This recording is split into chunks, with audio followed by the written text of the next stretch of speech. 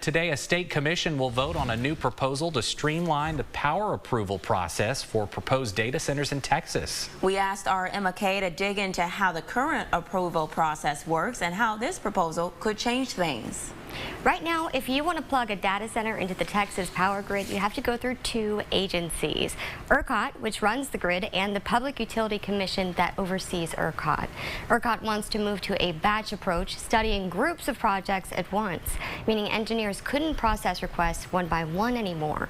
The first batch will focus on proposals that already have land and financing, aiming to separate real projects from what's called paper projects. Under the current system, every data center proposal is studied individually in extreme detail prior to approval.